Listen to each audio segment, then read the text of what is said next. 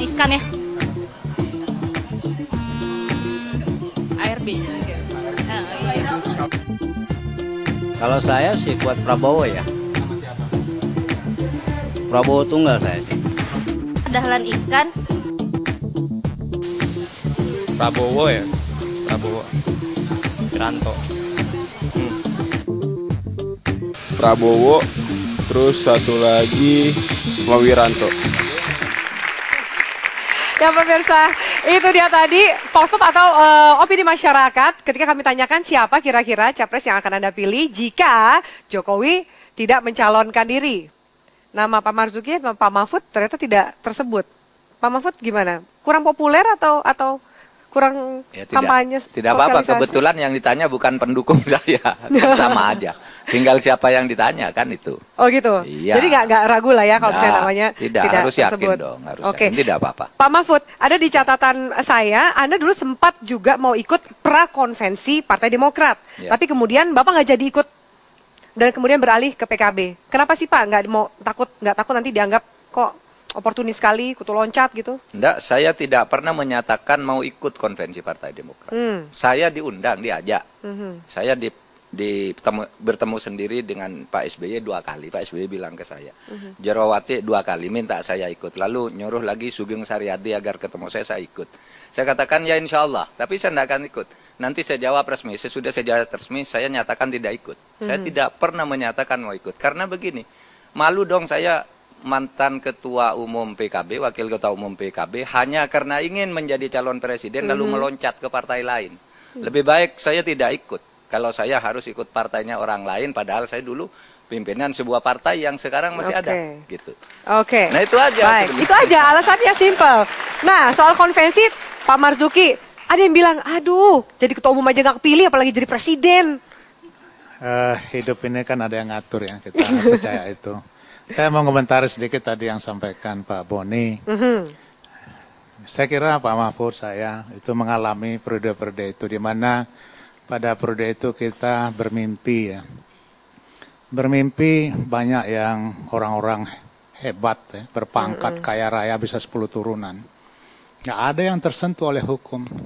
Apakah itu gubernur, menteri, jenderal. Kayaknya luar biasa. Dan sampai sekarang pun saya yakin mereka punya kekayaan yang luar biasa. Kita bermimpi, kenapa sih hukum nggak ditegakkan? Kenapa mereka nggak ditangkap? Tapi sekarang, semua itu sudah menjadi kenyataan. Jenderal ditangkap, menteri ditangkap, gubernur ditangkap, bupati ditangkap. Loh, apa yang salah dengan presiden kita?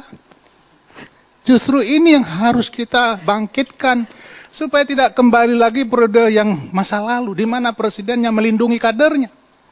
Bisa saja seorang presiden sebagai kepala negara melindungi kadernya. Kalau itu terjadi, maka kita akan mundur lagi ke belakang. Oke. Nah, oleh karenanya harusnya momentum ini dilanjutkan dan pelan-pelan saya yakin korupsi ini akan berkurang. Saya bilang, Pak SBY itu kepala negara. Kapolri itu anak buahnya. Baik. Jaksa Agung itu anak buahnya. Sebentar. Kita nggak ngomongin Pak SBY, lagi ngomongin Pak Marzuki, nah, nyapres. ini terkaitnya masalah korupsi. Supaya ini selesai masalahnya. Kalau tidak kita menganggap bahwa partai ini korup. Tidak, partai ini lama-lama bersih. Karena orang korupsinya dihabisin. Itu yang ingin saya sampaikan pada forum ini. Oke. Ya, oke. Itu yang pertama. Pak, Anda yakin akan lolos kemudian jadi bakal calon presiden yang akan diusung dalam konvensi? Dalam demokrasi pasti ada kompetisi. Kita nggak bisa dihadap-hadapkan dengan cara-cara yang katanya yang kita semua sepakat ya. Sekarang ini demokrasi prosedural, tidak substansial.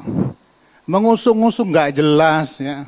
Apa substansinya, bagaimana track record, integritas, pemikiran, gagasannya, idenya, nggak pernah muncul ke permukaan. Tahu-tahu dihadap-hadapkan, ini artinya para elit juga membawa jalannya demokrasi prosedural itu terus akan berlangsung. Harusnya Anda kan elit juga, bangsa Pak. ini, saya selalu bilang bahwa harusnya kita berkompetisi dalam gagasan. Kita bisa dilihat track recordnya, ya, kemudian integritasnya selama ini, itu bisa dilihat. Apakah orang ini selama dia berkuasa menyalahgunakan kekuasaannya, itu yang dilihat. Oke. Bahwa dia terbukti tidak pernah menyalahgunakan kewenangannya. Baik. Artinya dia punya integritas yang baik. Baik. Baik. Salah satu survei juga masyarakat meminta presiden atau pimpinan mereka yang dirasa dekat dengan rakyat. Nanti kita jawab juga ya Pak. Saya punya catatan sejumlah catatan Twitter Anda Pak. Nah, itu juga agak mengganjal. Tapi saya perkenalkan dulu ada dua narasumber yang baru bergabung, Mas Fadlizon. Terima kasih sudah bersama kami di Forum Indonesia. Dan juga ada pengamat politik, Mas Hanta Yuda. Terima kasih. Saya ke Mas Fadli, sebelum ke Mbak Henry. Tadi kita tanyakan, jika Jokowi tidak nyapres, rupanya banyak sekali yang memilih Prabowo. Bagaimana menurut Anda? Ya, kita sekarang ini belum punya capres ya. Kita belum punya bakal capres, baru rencana bakal capres. Jadi Makin kita jauh belum ya, rencana bakal capres. Jadi ini perlu ada satu penjelasan kepada masyarakat. Kita belum ada ibaratnya pertandingan tinju di dalam ring. Petinjunya ini belum ada. Semuanya baru rencana. Nah, rencana ini kemudian baru akan menjadi bakal itu ketika nanti 9 April 2014. Iya. Ada konfigurasi politik. Dan kalau sesuai dengan Undang-Undang 20%, baru nanti setelah KPU menetapkan baru akan ada capres. Jadi sekarang ini belum ada yang namanya calon presiden. Ya. Nah ini menurut saya, ya saya setuju dengan Pak Marzuki tadi. Harusnya sekarang ini bukan bicara sekedar figur ini, figur itu tidak mencerdaskan. Kalau kita mau mencerdaskan, siapapun yang akan menjadi presiden, apa sih yang mau dilakukan terhadap bangsa ini, terhadap masalah-masalah yang ada sekarang ini? Baik, permasalahan yang ada sekarang adalah korupsi, yang kita bahas sekarang adalah korupsi. Betul. Menurut Anda, komitmen Prabowo sendiri? Sampai saat ini, Partai Gerindra adalah satu-satunya partai yang bersih, yang tidak ada satupun anggotanya yang terlibat dalam korupsi. Ya. Kalau ada yang terlibat, ya pasti akan kita pecat, gitu ya. Itu satu komitmen. Tetapi di sisi lain, saya juga ingin menanggapi bahwa korupsi itu juga persoalan ada opportunity. Opportunity makes a thief. Jadi kalau ada kesempatan, orang yang tadinya tidak berniat mencuri bisa mencuri. Nah ini memang sistem perlu ada memperketat, bukan hanya kemudian kuratif ya, tetapi preventif juga itu sangat penting. Dan saya percaya bahwa kalau di atasnya bersih, pasti di bawah akan berusaha bersih. Kalau di atasnya korup, pasti di bawah akan ikut-ikutan korupsi. Di atasnya korup, bawahnya ikut korup.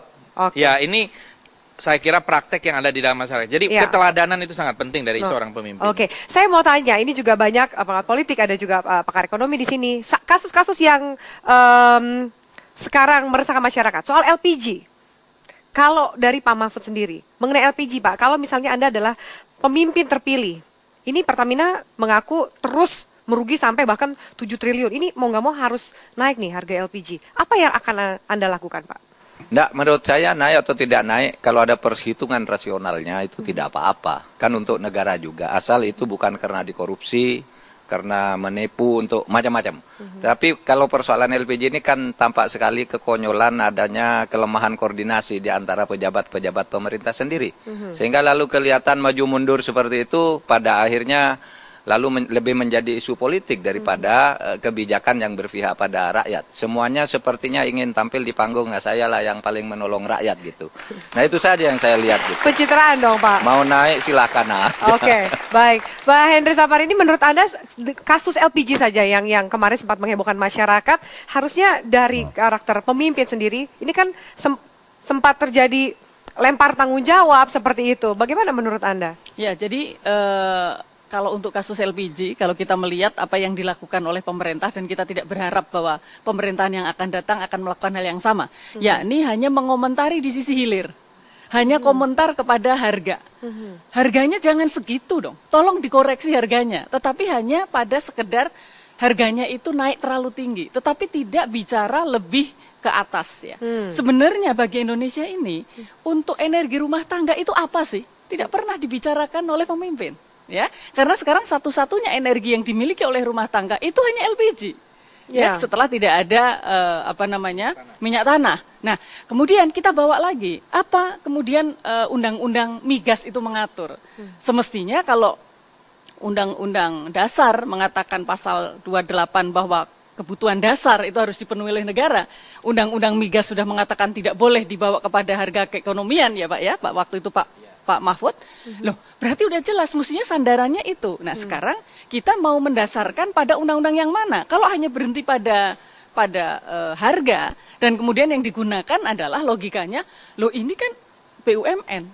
BUMN harus tunduk pada undang-undang BUMN dan itu harus mencari keuntungan. Nah, selama sekarang ini Pertamina itu masih 100% dimiliki oleh pemerintah, pemerintah yang harus menetapkan. Kalau memang ini adalah energi komoditas strategis, tetapkan. Kalaupun memang Pertamina kemudian rugi, tapi negara ini, pemimpin ini yakin bahwa ini untuk kepentingan rakyat. Ini kan enggak. Oh, ini enggak? Iya. Oke, baik. Pak Marzuki, kalau Anda jadi pemimpin terpilih, soal LPG nih yang menyangkut kemaslahatan rakyat banyak. Saya sampaikan bahwa itu tidak menganut konsep pegadaian, ya, menyelesaikan masalah, tidak menimbulkan masalah. Jadi beralih dari minyak tanah ke LPG itu sudah tahu pasti ada masalah. Karena gas alam kita hanya sedikit yang bisa memproduksi LPG. Oleh karenanya itu menjadi barang impor. Nah, kalau tergantung dengan impor, ya pasti banyak pengaruh eksternalnya. Pak, yang Anda lakukan dengan posisi seperti itu akan seperti apa cara Anda menyampaikan masyarakat dan keputusan apa yang Anda ambil? Begini, ini kebijakan energi mix ini harus konkret ya.